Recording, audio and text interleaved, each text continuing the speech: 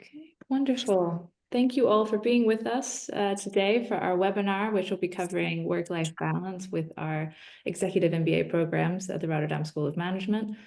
My name is Caroline Engel, so I'm the Recruitment Admissions Manager for the Executive MBA program, and I'm joined here with my colleague Rutzel. Rutzel, do you want to introduce yourself? Sure. Thank you, Caroline, and thank you for joining, lovely audience. My name is Rutzel Maduro, and I manage the admission and recruitment for the Global Executive MBA program today. And we also have two alumni, for the Global Executive MBA as well. That is Kumar and Stepan. And for the EMBA, we have Ranjita and Raza. Yeah, Caroline, back to you for the introduction. Well, I think really we should hand it over to our panelists, maybe if you want to quickly introduce yourself and give us a bit more information on who you are.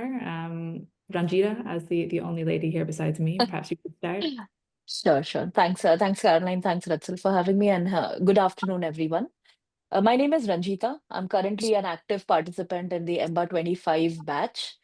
I'm originally from India, but I've been living now for more than 12, 13 years here in the Netherlands. I've primarily relocated here for work together with my family. So I have a husband, one son who's 14, and two dogs who are 3 years old, and a full-time job with an Indian IT services company. I'm in sales.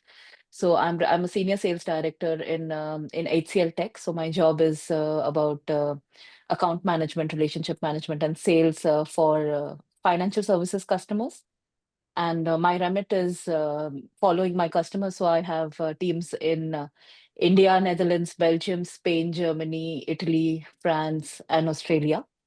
And that's also my schedule for work. So that's how I interact with my teams all over the locations and also customers. And in parallel, I'm pursuing my MBA or EMBA from Jan of last year. Quite an exciting ride. I think we'll talk all about it through the seminar, but nice to meet you, and look forward to hearing from you also during the session today. Great. Thank you, Ranjita. Thank you very much. Let's move on to Kumar. I see you next in line. Yes, go ahead, Kumar, please. Sure. Yeah. Originally, I'm also from India, but in Netherlands since last 15 years. I have completed GEMBA 24 in last June, July. And I work with Infosys as an enterprise architect. That means, I have to deal with multiple customer and a couple of employees reporting directly to me, different architects. So, I really enjoyed the journey while pursuing GEMBA over there. So really, when I evaluated why I joined GEMBA and how I completed it, I feel very proud that I have completed it, and I'm using the learnings from GEMBA at my organization in my current company, and it's going all right. Fantastic. Thank you so much, Kumar. It's very good to hear. Good to see you again also. Congratulations with your graduation last year. The audience is looking forward to hear about your time management skills as well. So everybody's curious about that. I think, Caroline, next in line, we have Stepan, correct? Stepan, would you like to introduce yourself briefly? Thank you. Yeah, sound check. Yes, loud and clear. Yeah. My name is Stepan. I live in Netherlands for 7 years. I came here as well for work. Now I'm again entertaining myself with managing a family of 4 kids. With 4 kids, running a role of global senior director of planning for a pharmaceutical company with responsibility to plan demand and supply and inventory in US, Europe, Asia Pacific, and Latin for, let's say, about $500 million of inventory and quite some more in revenue. And I graduated last year in July, so it took me 23 and 24 years of 23 and 24 to complete GEMBA, and it was quite challenging in terms of keeping the ball in the air. Yeah, I can imagine. And now, last but certainly not least, Raza, maybe you can also tell us a bit about yourself. Sure. My name is Raza. Originally from the US, where I spent around 30 years, and then moved to the Netherlands to support my wife, who had a job transfer here. Originally from the software background, so for a long time I worked in the logistics technology space, so food delivery for the most part, working on the side of the drivers and the side of the merchants. And then also as a transition to the Netherlands, I was working as a software engineering manager, also for the apps and the restaurants. And most recently transitioned to entrepreneurship. So mostly figuring out what I'm doing every day, but in the software app space and the AI space. So that's a little bit about me. And I also have a 1.5-year-old. As of yesterday, turned 1.5. So that's how I spend my time outside of work and school. Thank you. Brilliant. Thanks so much. And thanks to all of our panelists for joining us. I'm really excited to hear all of your answers and strategies for how you've coped with the work-life balance with the MBA.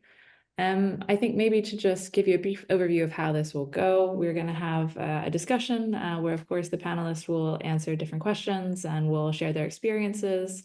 We'll also, of course, leave some time at the end for your questions. So please make use of the Q&A function and go ahead and be putting those questions in the Q&A. And so when we get to that section of the webinar, then we'll go straight to answering your questions.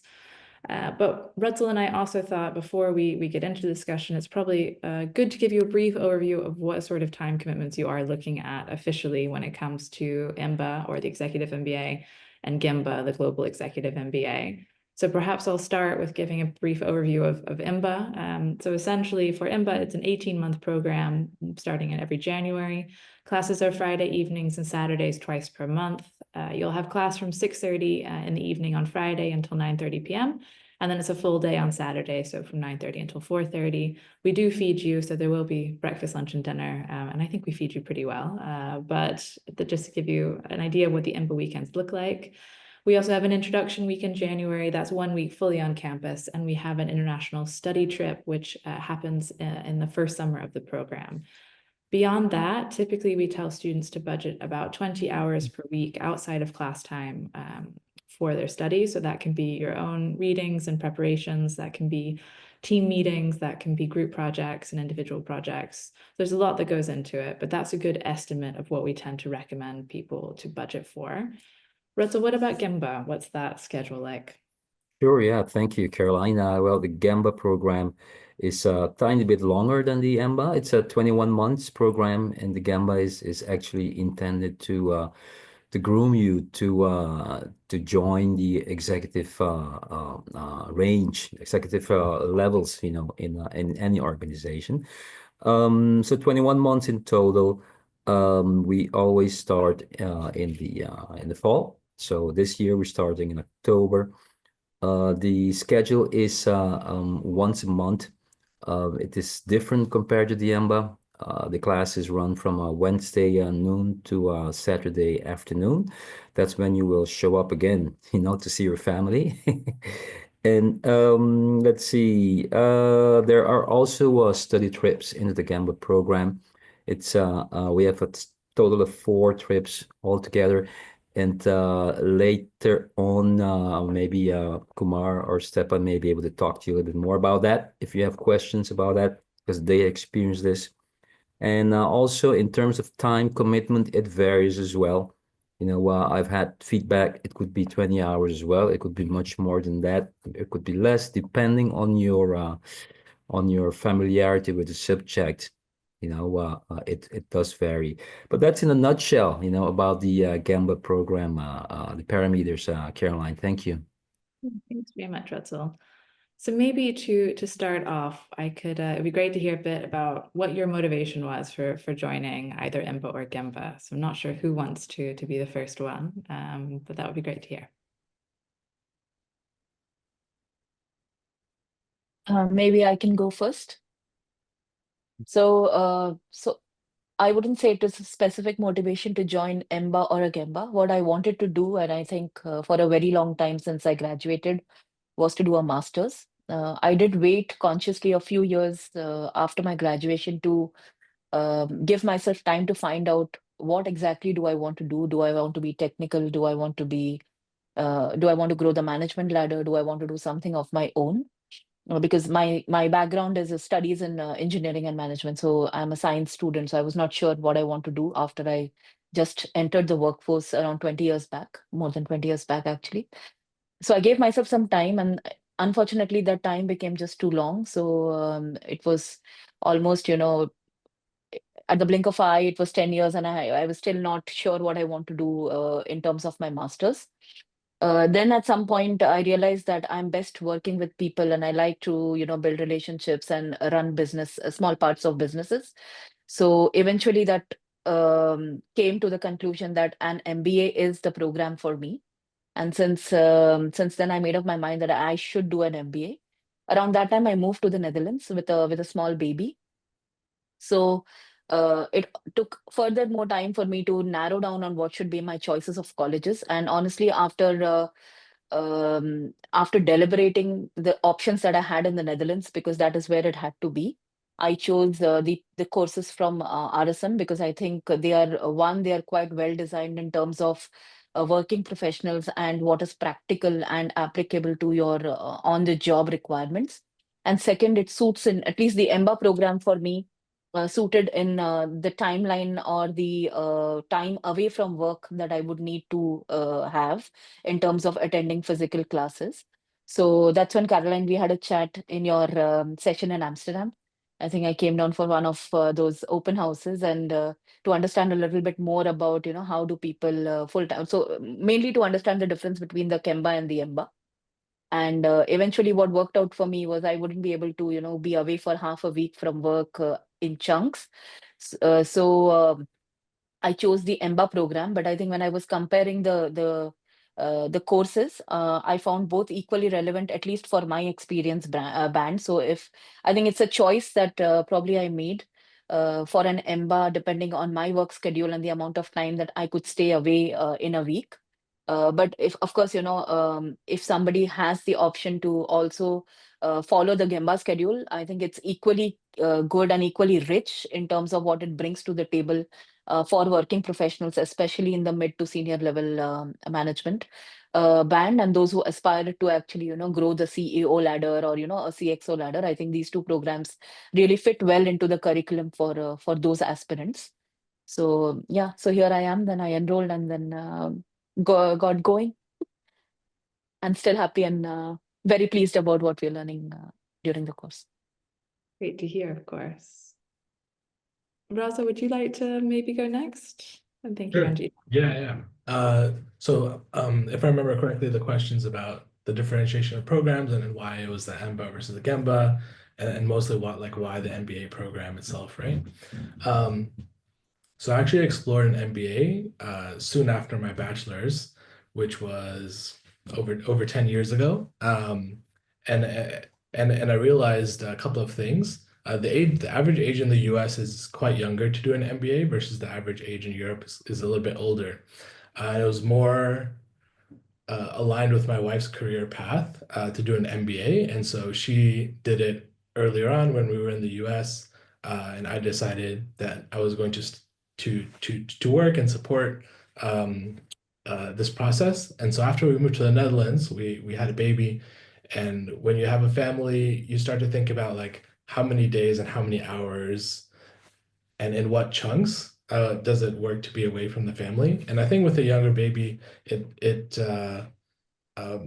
makes more sense to be away for a shorter amount of time more frequently versus a larger chunk. So I think Ranjit touched on this. The Wednesday to Saturday is a bit more challenging with a young child versus the Friday and Saturday, which is basically one night. And sometimes actually my wife and kid they also join me in Rotterdam, and we have a dinner or something like that. So it's really nice to actually have them join as well. And so the family commitment side was one piece of it. I think the other side of it was just kind of how you spend the time in the program. I wanted to see people more frequently, and I wanted to be able to have access to the campus and have that time. And by going every other week, I can set up the meetings with professors. I've met with Caroline and other people, even other students, So this allows me to like keep the constant connection and network more frequently than the time schedule for the Gemba program. So these are my two major reasons for picking the EMBA program. Thanks, Raza. And then maybe we can hear from the Gemba side. Who from Gemba wants to go first? Sure, I can go. Yeah, like for me, I was working at mid-level, for more than 15 years, like as a manager, and again as a manager, and doing the similar thing. And I was like thinking, and what is the next step? What shall we do next? And then I was thinking, like, I wanted to be techno-functional for sure, but have a career path. Then I thought, like, is it MSc for me, or is it like MBA, or is it MBA and MSc both, right? And then like I felt like it's good to get into MBA, and then kind of because I was already a manager and can explore that path, and also by connecting to new networks and connecting to the successful people from the industry. And the structure of Gemba really suited me. Like it gave me a good exposure of college life, as well as working back again. So continuously 4 days in a campus. Yeah, I felt like that's a good way to feel the college life. And like 4 days you work with colleagues, you do assignment together, and like learn by looking at them, and then connecting with them, right? So yeah, I really enjoyed that. And one of the course in the Gemba, strategic leadership, wherein sitting together with your colleagues, talking about your problems, personal problem, professional problems, and finding solution together, was a great opportunity for me to see different successful people, how they tackle the problem, how they come up with the solution, and also how to present them. So yeah, it really helped me. And now after my Gemba program, I was promoted as an enterprise architect, and I wanted to go into CTO path. So I think I'm on the right path and getting there. Perfect. Thank you so much, Kumar. Thank you. And now, Shall I go? Yes, please. So I had three objectives. One was to after about 17 years to go back to school, or to sit on a bench and go through a formal process of education, speak to academia, and refresh and upgrade my again academic and like theoretical and knowledge, so that the practical ones which I have been getting insofar are kind of enriched by the theoretical ones, and they help me to be more again equipped in my professional and personal life to be successful professionally. So that was one ambition and objective. The second one was to basically simply have a fresh new European diploma. My original one was in Russia, so I got one in Russia. So I wanted to have a European education, in a way also to see the difference, how education works in different geographies. And the third one was, well, actually meet with people like Amit and others, right? To see how other people are looking into problems, opportunities, how others are brave enough to start their own business versus working for an enterprise. So it was really to shake myself up, so that perhaps it triggers some new adventures in my life. Yeah, so these were the three objectives I had. I think all of them were accomplished or achieved, right? I've got some refreshments in my academic knowledge. I have a master, an MBA degree, and yeah, I'm more bold when it comes to some initiatives and entrepreneurial, let's say, ideas I'm exploring as we speak. Oh, that you accomplish all these three is that's amazing. That says a lot about your perseverance, actually. Thank you for that as well, Stepan and Kumar as well. Caroline, we move on to the time management part of it, or? Yeah, I was actually going to ask because I think one of the things we always, when Russell and I, we normally like to have one-on-one conversations with candidates before they apply. And one of the things we always stress is that it's important to get all of the major stakeholders in your life on board. And that can mean your employer, that can mean, of course, your partner, your family, whoever's really going to be probably missing you when you are spending more time doing one of the MBA programs. How did you figure out if you were ready for the Gemba or EMBA, and how did you really approach those stakeholders to also get them on board for this journey?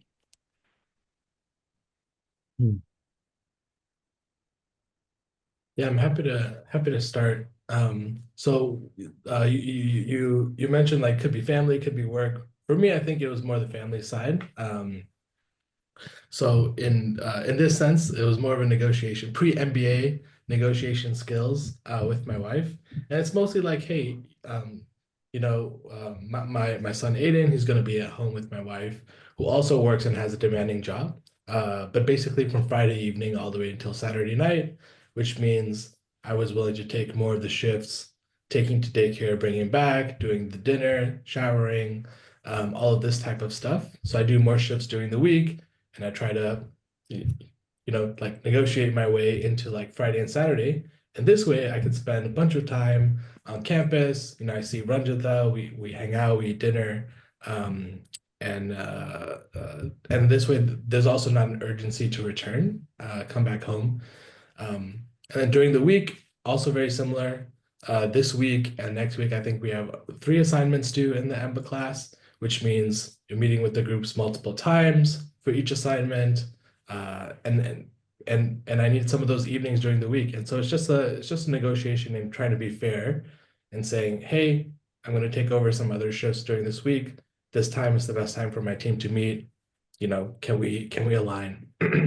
And so we have things. Yesterday, my wife had a work dinner. Today, I'm going to have like a small gathering with the EMBA group.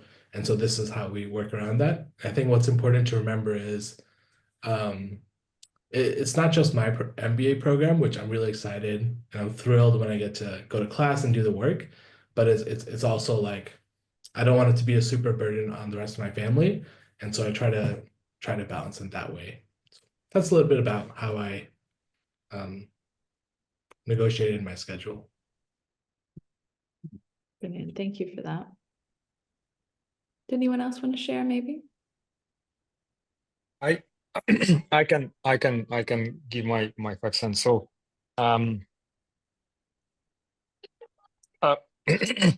so the first time I visited RSM campus was in 2020, I think.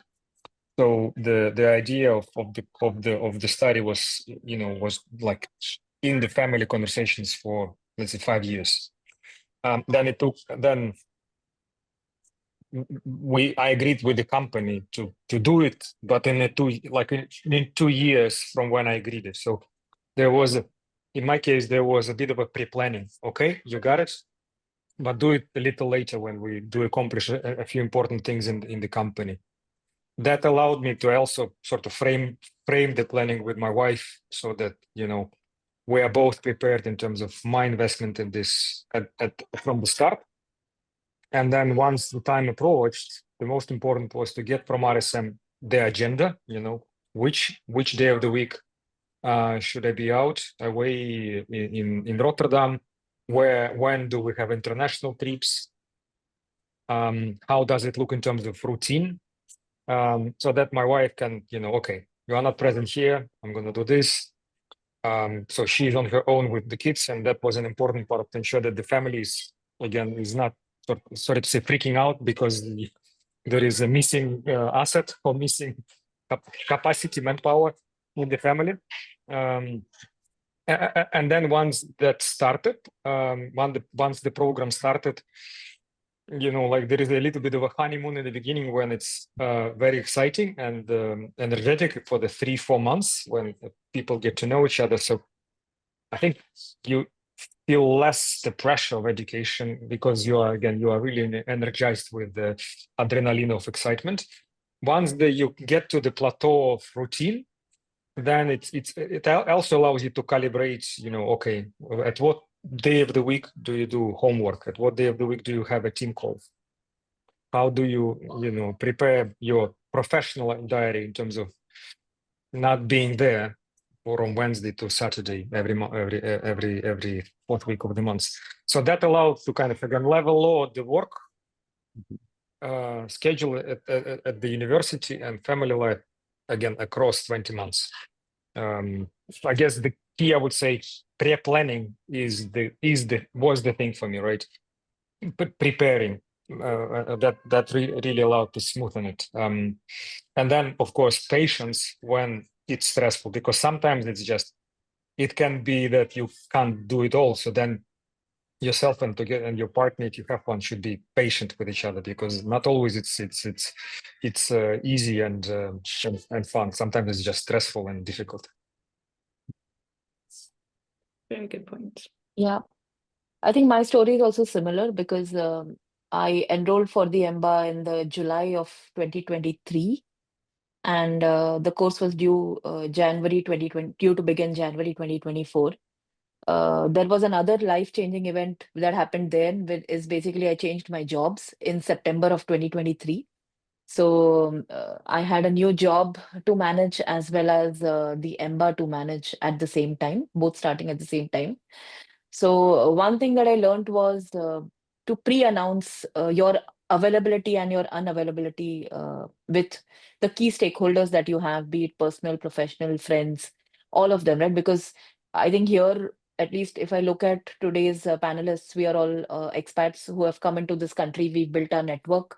So we have also friends who are, who fill in for family, and being available, not available for them is also important. So I think the expectation management was not only with my husband and my son, but it was also with my friends, where, I told them very clearly that I'm not going to be available as much as I was through these years. And it will be more like a pull me in rather than, me coming in voluntarily like I have been. It was a change of character for me. So they had to get prepared for that as well.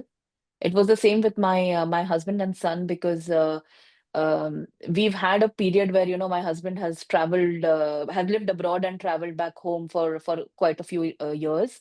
My son was used to that, but with the mom not being available, that was again a new situation for him to deal with. So I had constant conversations with him, and I told him what is good. So what is good as in what is good for me in my career, what is good for me to grow as a professional, what makes me happy, and what does it mean for him. So those conversations. Also, my husband then decided to, take a bit of a step back in terms of his aspirations of career growth, to go stable for the next 2 years when I was probably completing this course. So he decided to actually be a more active parent to my son. So that's the agreement that I made with my husband. And also on the professional side, with my new job, I made it clear to both my peers and my company, so my boss, not my manager, basically, not only within my company, but also my customers, that I am undergoing this, this program, and it does take time from my day. And hence, there would be some times where I would not be available for them. But it's not because I don't want to or I don't care, but it is more about, me also prioritizing another important element of my life, which was about getting a master's degree. So I think a lot of communications, expectation management, agreements, and following through. So basically, it's not just saying that I'm unavailable, it's also about being available, and then you be available and present at those times when you are in that setup, right? So when, for example, when I'm at home, I'm really at home. Then I'm not talking to my friends. I'm not, checking my emails, and I'm there for my son and my husband and for the dogs, and the same in office. like when I'm in office, I'm really in office. When I'm traveling, I'm there for the clients there. So it's about being present in the moment is what I have also tuned myself to get into. I don't crisscross things. And extremely important is project management of time or time management, I would say, which is about knowing which assignments are coming up, understanding when you would be doing it. So personally, what I do is that I'm an early riser. I cannot stay late in the night. So I wake up around 3:34 in the mornings to actually study, and then I start my work day. But of course, I finish earlier on the other side of the day. But that's me. So that's how I have worked out my routine, and the people around me have adjusted to it for the next 1.5 years. So I think it's a lot of communication. It's a lot of agreements, pre-agreements, following through with those agreements, and pre-planning. So nothing can be, just off the moment. You just can't afford to do an assignment in like 30 minutes or 1 hour and just finish it off and say, okay, I'm done. You need to, if you want to do well, then you need to prep for it and you need to apportion that time. And that time will come out of something that we are already doing. We're all busy for the time that we are awake in the day. So it's about taking away some conscious time from one bucket and putting it for studying. So that kind of planning is, at least that was important for me, and also a change of lifestyle that I had to make to actually make sure that this program can be executed well from my side. I think for me also the similar story, but because we get the study calendar well before, it was very convenient to share that with my company, and tell them, hey, these are the dates I will not be available, and in 2 years span of time with 20 days per year kind of vacation, I was able to make an arrangement with them.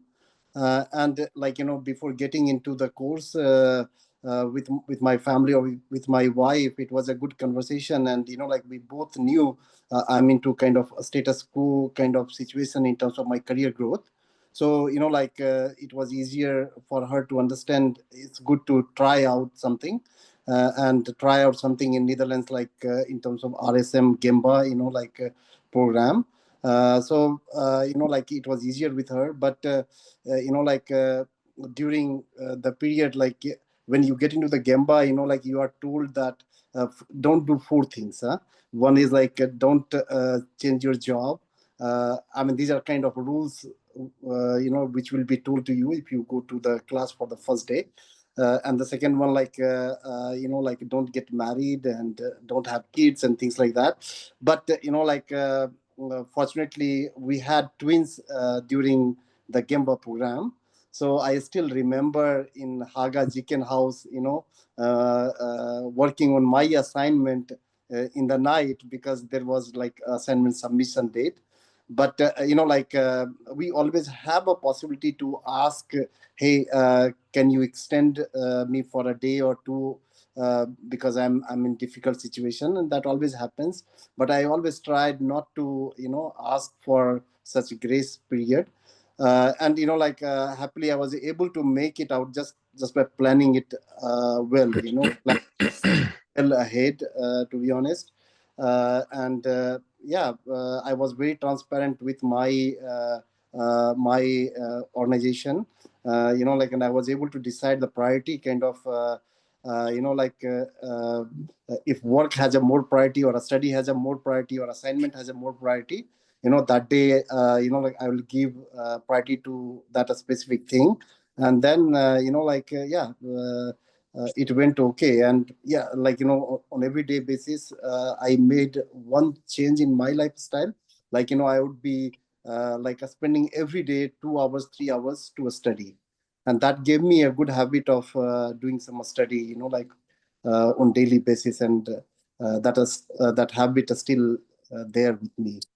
So I think it's more about changing your habit, prioritization, and kind of setting the expectation right with everyone, all the stakeholder, internal, like family or external work, or friends, or whomever and things are okay. Well, that's amazing. Thank you for that, Kumar. That's amazing. I mean, for you guys, for the audience today, here you have 4 students and alumni. Each one of them has a family. Each one of them have kids. Yeah. So they all have their unique situations, but somehow you get it done. Yeah. So for those of you who don't have a partner or kids, maybe that's going to be easier. No promises. But all in all, it is amazing, that all of you are able to do it this way. Continuously, I heard, a couple of repetitive words, agenda, pre-planning, calibration, negotiation, patience, agreement, expectation management, also being in the present, prioritization. So those are common words I heard during this few moments ago. So consider those as ingredients, for you guys that are listening. But yeah, that was my observation, and thank you for your input, Caroline. Back to you. Well, I think Stefan actually has raised his hand. I think he has a comment to make about this question, perhaps. Sure. Yeah. Yeah. I mean, I just remember when you had you were in the car and we had a call, and for me this is a motivating piece. When we were having some assignment, and despite kids and quite a critical family situation, we were all included into this, and we're like, why are you on the call? You have to do something else.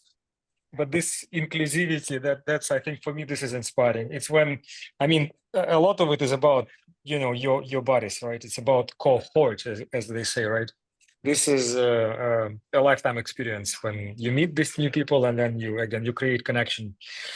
Like we will see, but probably for lifetime with some. So. Indeed. Well, I think my next question was really going to be about any unexpected challenges you had in managing to balance it all. But I think perhaps, trying to negotiate a team meeting while being at the hospital with your spouse is probably one of those unexpected challenges. But maybe would anybody else like to share perhaps a challenge they faced? You think you go into it having it all, having a plan for it, and then something happens and blows that all away. Love to hear some more about that. Maybe on the same line, like, my daughter was born with some heart problem. So, and then there was a study trip to Sweden for us. And, like she was planned to be operated. And then, like I was like speaking to doctor, hey, what is the expectation? And, like kind of how do they see it? They were like, it will take a couple of days, and then I spoke to my wife, and she was like, hey,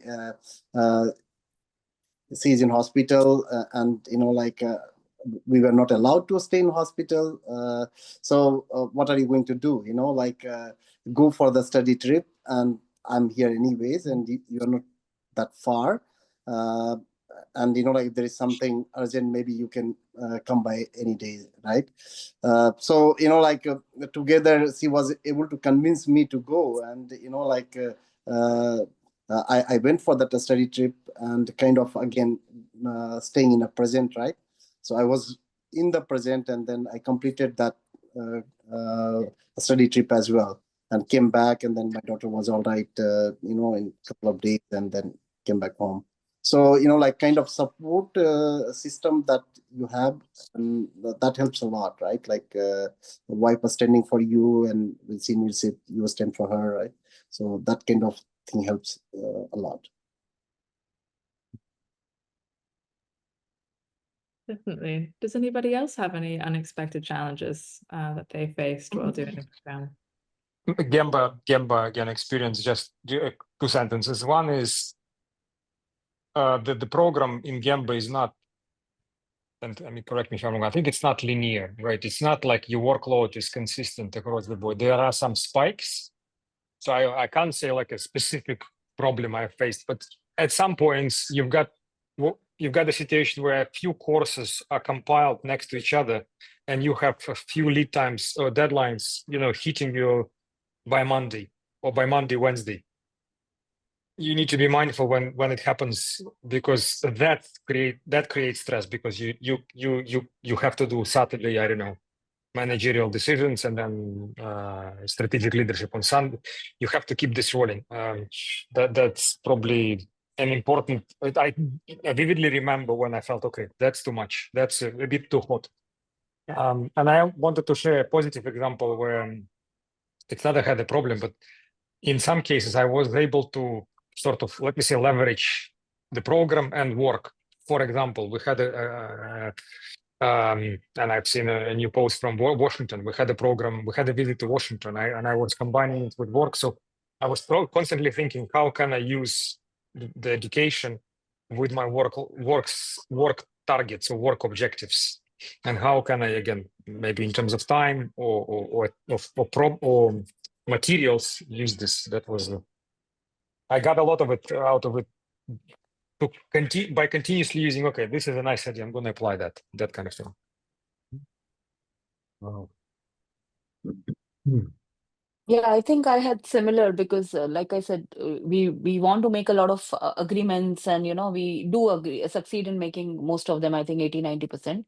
But still, at some time, it does turn out that you're not able to keep the agreement that you've made with say in my case it was work, because when I started with my so my work needs a lot of traveling, and I think one thing that I negotiated with my new employers was that I would travel only between EMBA weekends so that I would not miss class. So I did keep it up for a very long, so the whole of last year I did keep it up, but then this year when we started with module 3, I had a dilemma because we had very important customers visiting us in India exactly on the day when module 3 was starting up. So I had to make a choice. And I did make a choice of staying back for work, which meant that I would miss the opening class of 2 subjects for those modules. I did speak to the EMBA office about it, and of course, Khea is the one who takes care of our course, and I did explain it to her that this is one of a kind, and I couldn't change. I can't change this, and I have to make this choice at this point in time. And I really regret not being there for the first classes. But she was quite understanding, and she said it's fine. It happens. Such choices you might have to make. So, so these constant curveballs that come your way, right? So you need to make those choices about whether you want to prioritize work or do you want to prioritize study at that point in time. I think I've made quite a few of these choices in the last 15 months that we've been in class. And it's the same not only at work, but also with some situations at home, that agreements need to be changed or deferred. Some exceptions need to be put in place. And we just need to take it by the instance, right? Not generalize it or take it to be the new norm from that point onwards or something like that. That's how I dealt with it. No, that's a really good point as well. And I'm glad you mentioned about going to the EMBA program office to discuss the situation, because I think that is always something you can do. They've seen it all over the years as well. So they understand that, of course, you're signed up to do the MBA, but sometimes life or career also gets in the way, and they're normally quite happy to work with you to find a solution. So the important thing is, of course, to tell them there's a problem to begin with. Yeah, absolutely. Perfect. And I think you also mentioned, of course, something that was nice, which is of how your employer actually supported you by allowing you to really set your schedule around the MBA. Maybe for the rest of the group as well. In what ways did your employer really support your MBA journey? How did you communicate your needs to them at the beginning? How did that relationship go throughout the MBA? I think for me, being transparent, and that's what I was mentioning before as well, like, I would clearly express that, hey, during this week, I'm not in office. And, there were situations wherein, like it was mandatory for me to help them out. And I would log in from the classroom as well. Right. Like, so during the lecture, sometime because of the high priority, thing, I had to do something. So, I would log in the classroom itself, and quickly I will help them out or align them with the right person and, fix the issue. Or maybe I'll come out of the classroom for, let's say, half an hour, have a meeting, and get back to the classroom. So, it's always like, talk to your program manager, and then it was always helping, like, hey, it's important for me to help the help my organization. They need me at this point of time.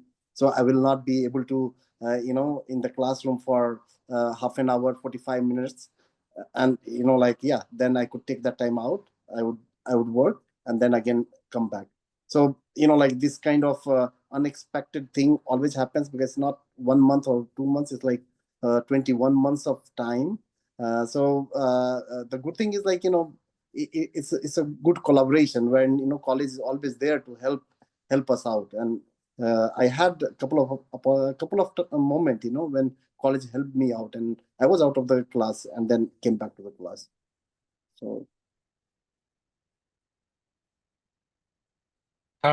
On my side, maybe 3 things. One, well, as I said earlier, right, I started the conversation with the company like 3 years in advance, which helped to agree on the financing part. So in my case, I was able to get a co-funding, a good one.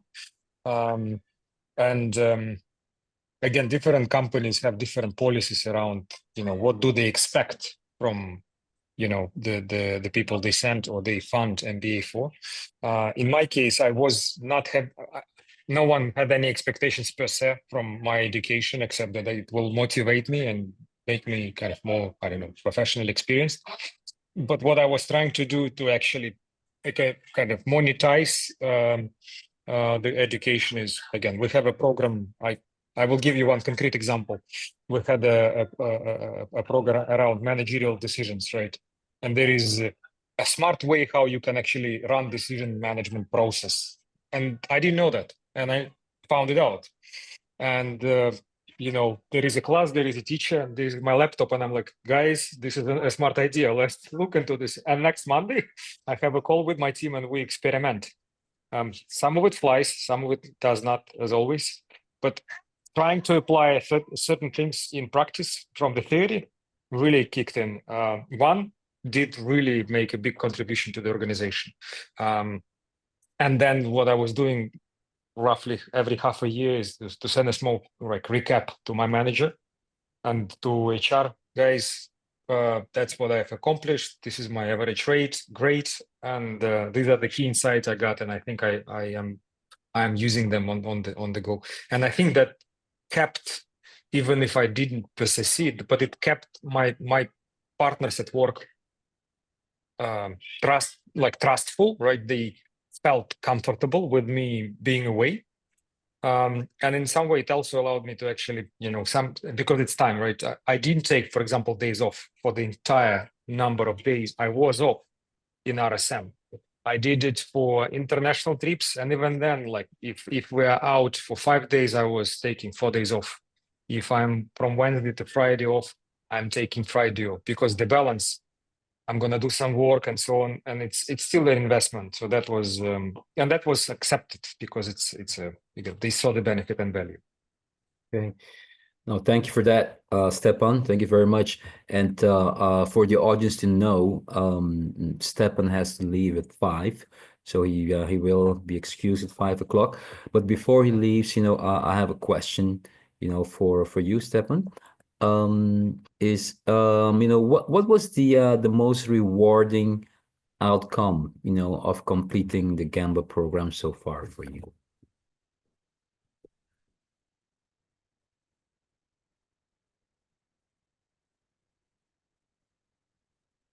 I guess 2 things. One, people. The biggest one, I would say, it's really, and again, I'm glad that I'm with Amit here on the line, right? Getting to know people with and let me underline, absolutely different experience. Like when you meet a person who is working in a non-commercial institution or IT company or something, and you're listening to him or her, and the way they think about the problem is black and white to yours. It's like, seriously, that's a very different way of thinking about the problem. So this community and awareness of how different we are all, it's much stronger when you experience it outside of your professional routine standard way of thinking, So and also professors and people we met during international trips. all that made me again feel an adventure of 2 years. So I will call it as an adventure. Yeah, and it's cool. Once you have done it, it's something what again it's there with you for entire life. So even if it's maybe not, it's still amazing. So that's one. Second, I guess, yeah. Again, in my case, I will be selfish, let's say, right? I work in supply chain for 15 years. In the pharmaceutical industry, so I'm quite narrow when it comes to my professional experience. These 2 years allowed me to think and see the world much brighter, much more like completely different. Yeah, you can. The world is more open for me now, and it's also forever because yeah, I now understand that the limit is the sky, except you need to just be open to the world. So these are the two major things for me. Also. Fantastic. Thank you very much, Stefan. I'm hearing the people that you met, the diversity, the variety of backgrounds. I'm also hearing, looking at the world from a broader perspective. So I can see all of these things are part of the personal or the individual growth as well. Yeah. It's not only about the course content, but also about the personal individual growth. Absolutely. Amazing. No, thank you so much, Stefan. I appreciate your participation to my lovely audience. I think, Stefan, if you don't mind, if there are questions later on, sure, if they can reach out to you, if you give us that permission, would be fantastic. Great. And again, I want to thank you for your participation, Stefan. And you are welcome to log off and take care of your four superstars. Yeah. And your wife. Yeah, I have to go back to them. Thank you all. Good luck with your choices. Bye-bye. Thank you. Bye-bye. Amit, pleasure to see you. Bye-bye. Thank you. I'll turn it off. Yeah, at least. Okay. Maybe if anybody else would like to also think about what may be the most rewarding part of their EMBA or GEMBA journey, or also the most challenging part, that would also be nice to hear.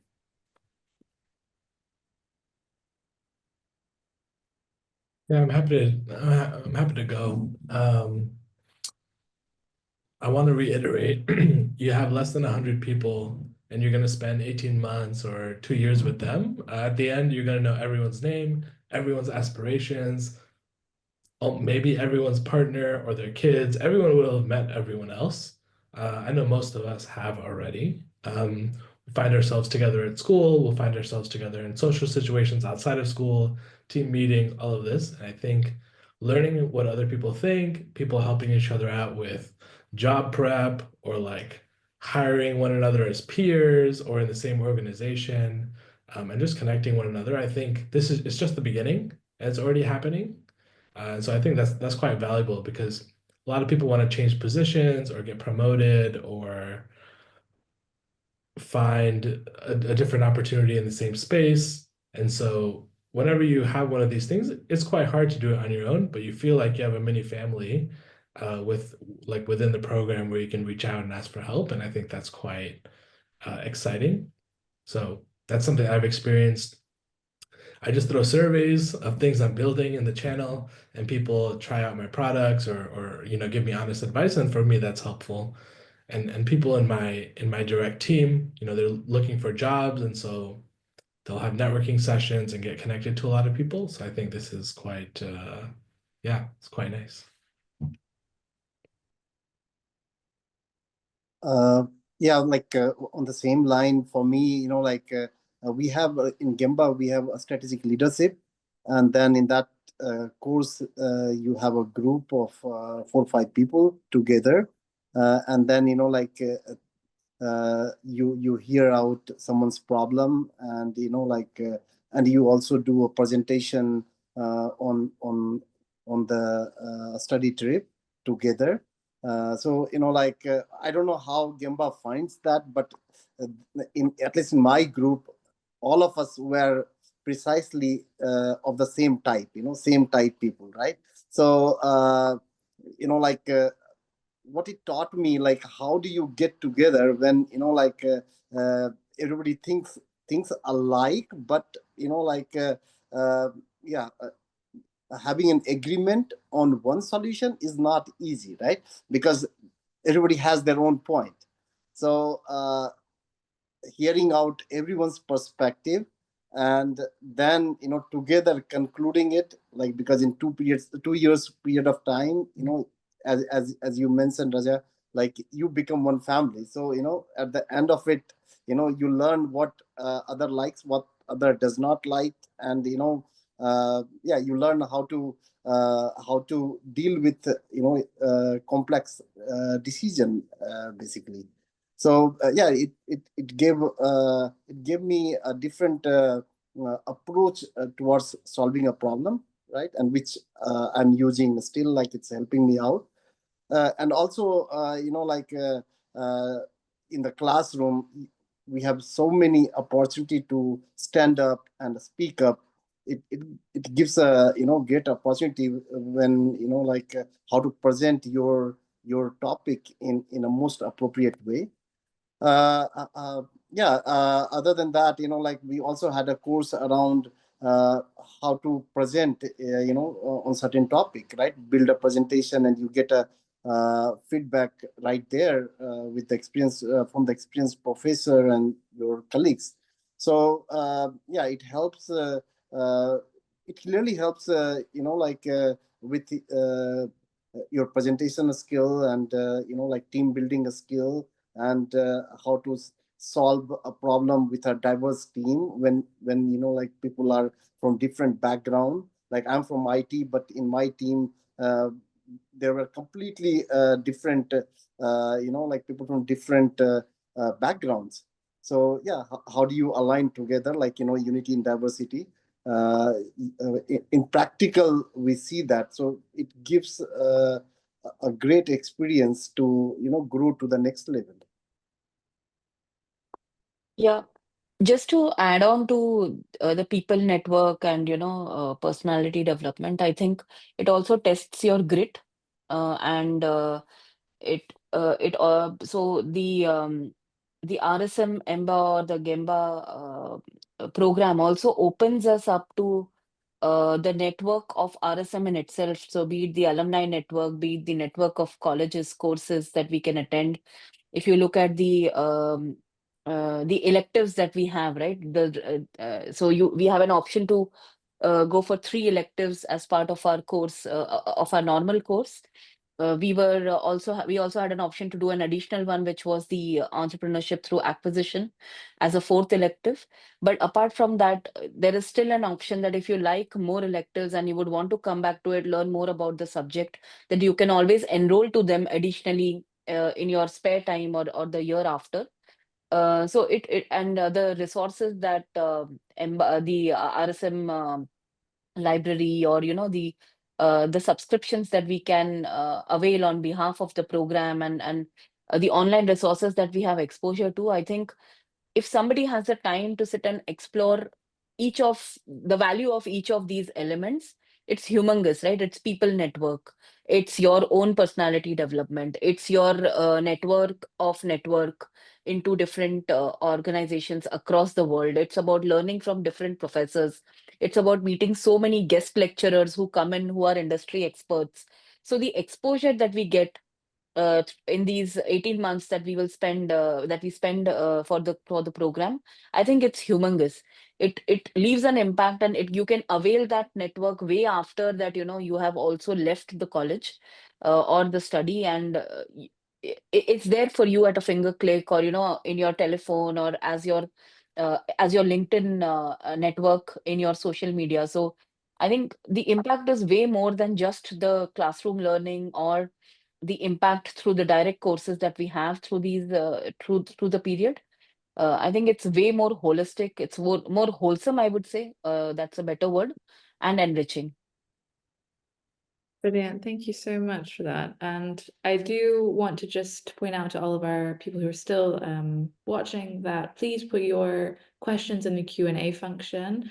I have one further question about just some practical techniques that our panelists could hopefully offer you for managing the balance. But this is really, then I will hand it over to do the Q&A. So please go ahead and start putting your questions in the Q&A portion of this webinar, and then they can ask your burning questions. They can answer your burning questions as well. But I think, yes, it would be really lovely to maybe briefly hear what sort of time management techniques or prioritization techniques that you put in place that you felt really helped you during your MBA journey. And then we'll open it up to their questions.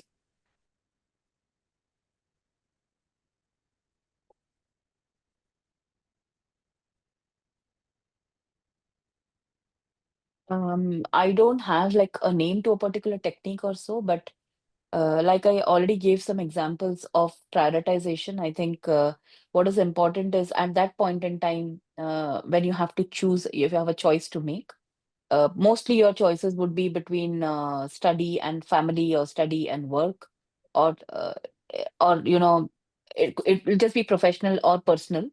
So depending on the situation that you are in at that point in time, at least I have made the choices evaluating the impact of that moment. I have not gone in time series to see what is the future impact and what was the past impact of doing these things.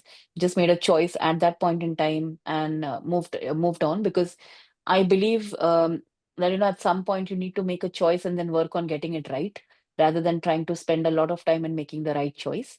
So that's how I put my priority in place. And yeah, I think that has always been my technique of dealing with the situation. Yeah, I'm happy to go. Uh, every Monday, something like 9 or 9:30, I plan for the week, and I enjoy short bursts of studying. And so usually you might have something to read and answer some questions, or or make a short PowerPoint or something like that. Anything that's individual.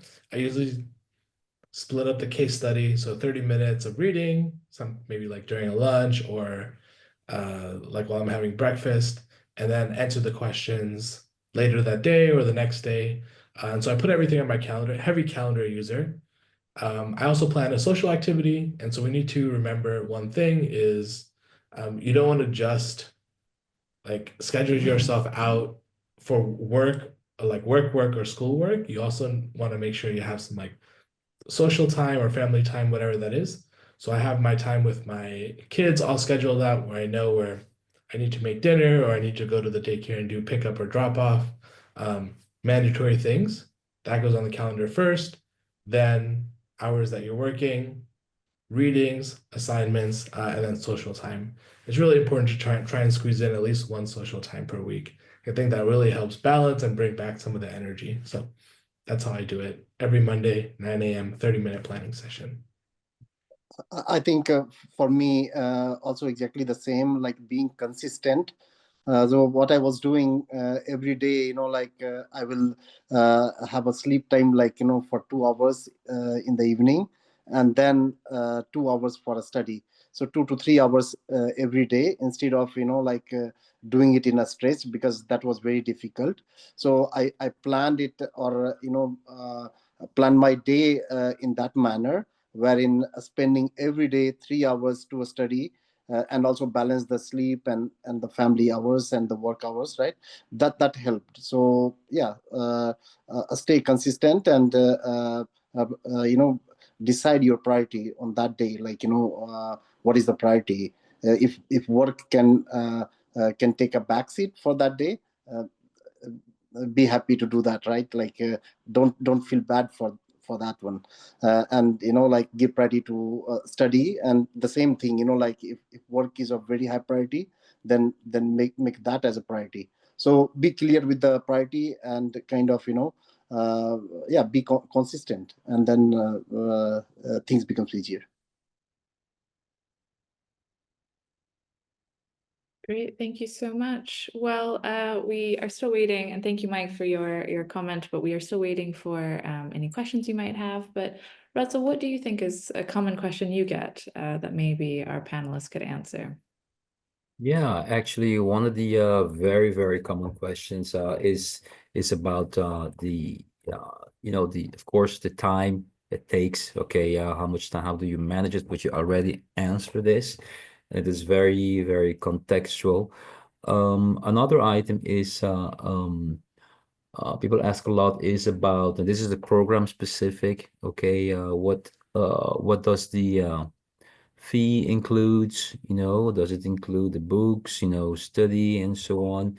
So, and my mind is racing as you're asking me this, Caroline. Put you on the spot, Um, Russell. It's my Yeah, fault. a little bit, yes, a little bit, and Apologies. yes, I just got a email that was flashing urgent, so it distracted me a little bit. Like a teacher, Yes, right, about managing the responsibilities, but perhaps maybe yeah, hear that. yeah. What advice would you give to someone who's considering doing one of the programs, the MBA program? What advice would you give a potential student? I will probably just say, take the plunge. It's very much worth it. Uh, yes, make planning and have agreements and prioritize. All these sound a lot for you to do as a person. Maybe some of us are not very adept at doing it, but I think just get into the program, things will start falling in place. And these things will come naturally, even if it doesn't come natural at this point in time. So don't let these be, blinders for you to not get in. I think it's very much worth to cross the line and get to this to the program to actually understand that you are able to do this, and maybe tomorrow you will be in one such webinar, probably inspiring someone else, who would be on the other side trying to think if or overthink. I would say that will it be possible with my work schedule, with my life, and with my kids, and everything else.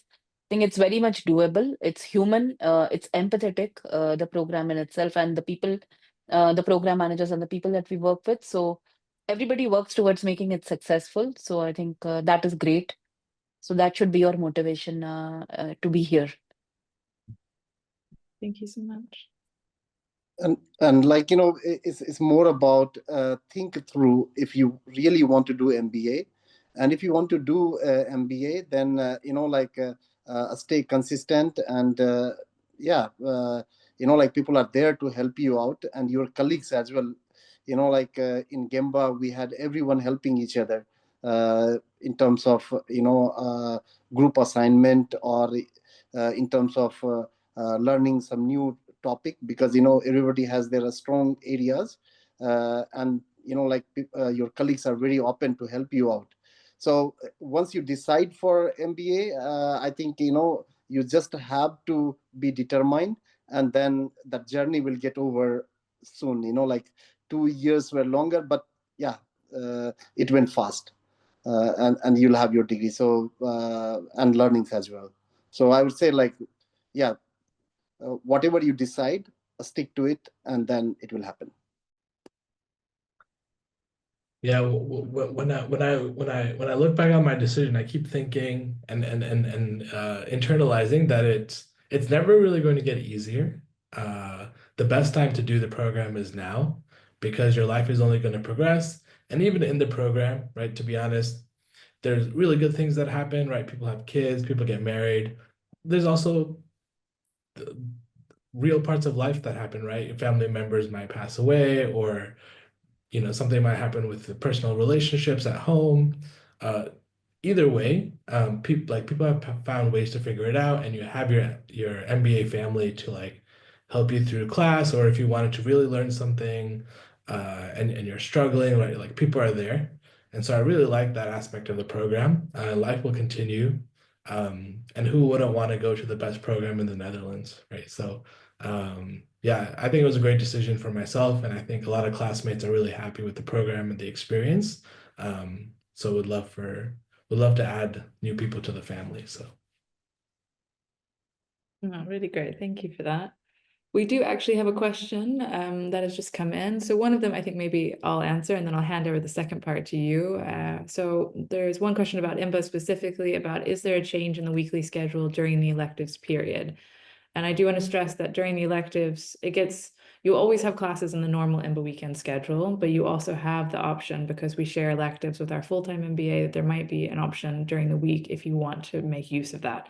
But it's not a requirement. That's just an additional option that you have. And you will know the times of the electives before you decide which ones you want. But it is, of course, possible to take them during the week too. The second part of the question is, how did you deal with the in-company project, and how many working hours should be budgeted for that? I know you're in the midst of the in-company project, Ranjita and Raza, so maybe that's a good question for both of you. Yeah. Yeah, so I think, oh, go ahead, Raza. Go. Sure. So as part of the in-company project, you also get a coach. And I think the really important thing to call out is the coach helps you shape the scale, the magnitude of the project, how much work or how much you're actually going to cover. And almost all the coaches are downscaling the initial vision. And I think it's important to call out because you just learned a lot, you have a lot of ambitions. And so to do a really big project is actually going to take a lot of time. And to be more realistic, you want to do something really well in a smaller scale that you can actually deliver. And I think the coaches really help shape that quite well. And for me, I have it on my calendar. I spend roughly an hour or so per week from the beginning. And so if you're consistent, you don't have this like huge spike of work. So I spend an hour or two every week on it, and being consistent over the period of the in-company project period, that's been my commitment. If you start a little bit later in the game, there are probably some people spending 5 to 10 hours per week because they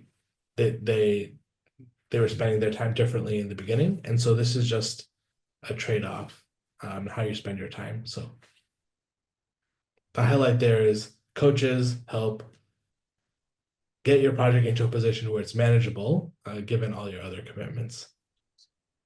Yeah, so true. Whatever Raza said is completely true. I think when we start, or the ICP, the way it is described, it seems like, it's a lot of work. But in reality, when you start getting into the process, is what at least I also realized, you need to submit a draft of what you want to do. That's the first, like a one-pager, some questions around what you want to do. Then there is a proposal that we submit, which is a further fine-tuning of the aspiration. And then there is the actual project that follows, which is in a duration of anywhere between 8 to 12 weeks that we need to submit. So if I look at myself personally, from where I started as the first aspiration, I wanted to do everything under the sun for a particular topic. Very soon, I think, after we had our first interaction with the coach, he pruned us down. At least he pruned me down to say that, there is one main subject and there are sub-subjects in that. So just choose one topic. Don't try to cover everything, because that's not what is expected from an ICP. There is one main problem. Focus on that, because there's also a word limit, right? So you can't cover everything and do justice to all the topics that you want to do in the project. So get the question that is most important for you to solve, in terms of something that you can articulate as value back to your company as your primary question, and then have some supporting questions around it. Limit it, if you had an initial list of 10, to probably bring it down to 2 or 3, and then work on those.